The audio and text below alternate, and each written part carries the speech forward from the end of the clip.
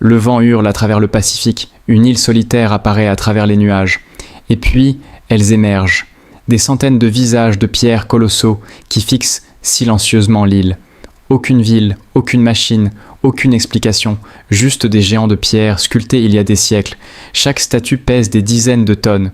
Pourtant, cette minuscule île, l'un des endroits les plus isolés de la planète, a réussi à en construire près de 900. Mais voici ce qui hante les nuits des scientifiques. Les personnes qui les ont créés ont presque disparu. Comment ont-elles déplacé ces monuments impossibles? Et quelle terrible vérité sur l'île de Pâques les scientifiques viennent-ils de découvrir? Ce soir, nous levons le voile sur les preuves. Le vent hurle sur un océan désert. La caméra d'un hélicoptère survole un îlot minuscule, perdu dans l'immensité bleue du Pacifique.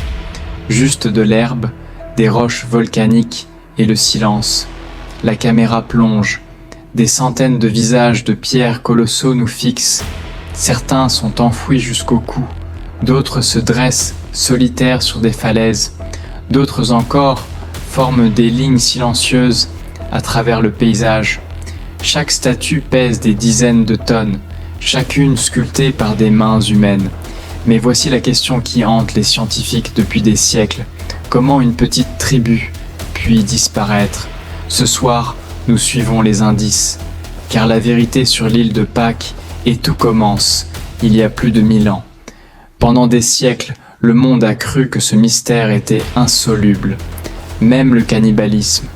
Certains prétendaient que des extraterrestres avaient construit les statues, d'autres affirmaient qu'une civilisation entière s'était autodétruite, mais récemment, des scientifiques ont mis au jour des preuves qui changent tout. Car la vérité sur l'île de Pâques ne résout pas seulement un mystère, elle révèle une tragédie, une histoire de génie, de survie et d'une civilisation effacée de l'histoire. Et une fois que vous aurez vu les preuves, vous ne regarderez plus jamais ces visages de pierre silencieux de la même façon.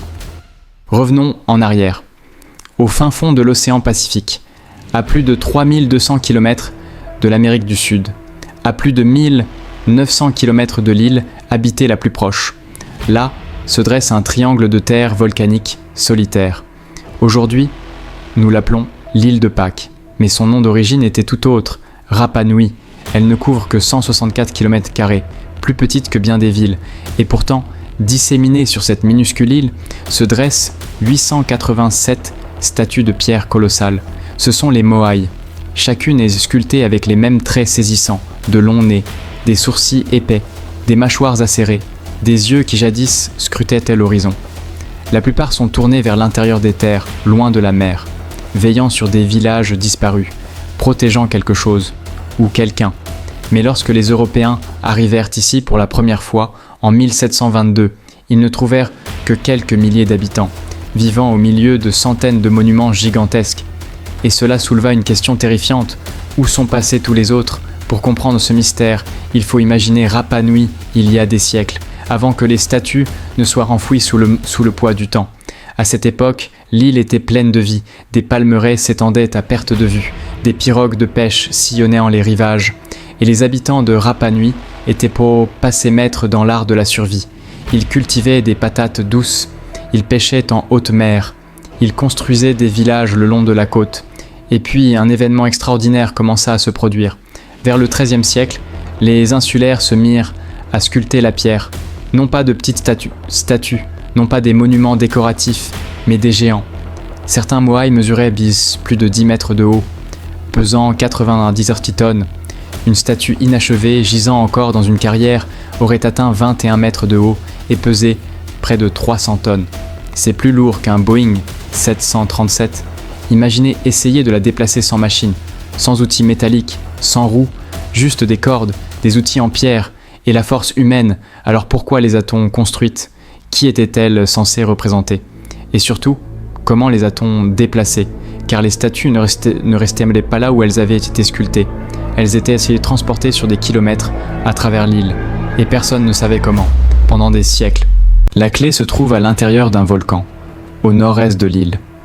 Un cratère appelé Rano Raraku. C'est là que presque tous les Moai ont été sculptés. Des centaines de statues gisent encore ici aujourd'hui. Certaines sont encore fixées à la roche, tels des fantômes figés d'une civilisation disparue. La plupart des statues ont été sculptées dans du tuf volcanique, des cendres compressées issues d'anciennes éruptions, assez tendres pour être façonnées avec des outils de pierre, mais assez résistants pour traverser les siècles. Après les avoir sculptées, les insulaires ont dû relever un défi impossible, les déplacer à travers un terrain accidenté, sur des kilomètres de sol volcanique, sans les briser, sans technologie moderne.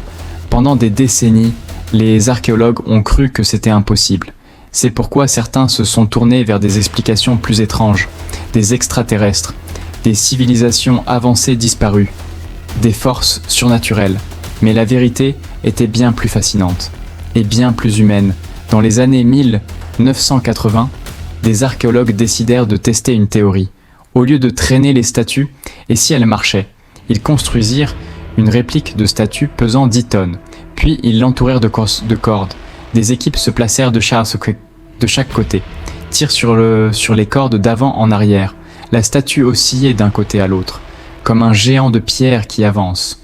Des expériences ultérieures ont déplacé une réplique grandeur nature sur 100 mètres de cette manière. Soudain, les anciennes légendes de Rapa Nui prirent tout leur sens. Les insulaires disaient que les statues marchaient comme par magie, mais la magie était en réalité une ingénierie ingénieuse. Et cette découverte a définitivement anéanti la théorie extraterrestre. Les Moai n'ont pas été construits par des extraterrestres, ils ont été construits par des hommes brillants, largement assez pour ériger les statues. Alors pourquoi la population s'est-elle effondrée? Pendant des années, les scientifiques ont cru que les insulaires avaient détruit leur propre foyer. Ils ont rasé les forêts, ils ont surexploité les terres, ce qui a provoqué une famine, puis la guerre, le cannibalisme, l'effondrement de la civilisation.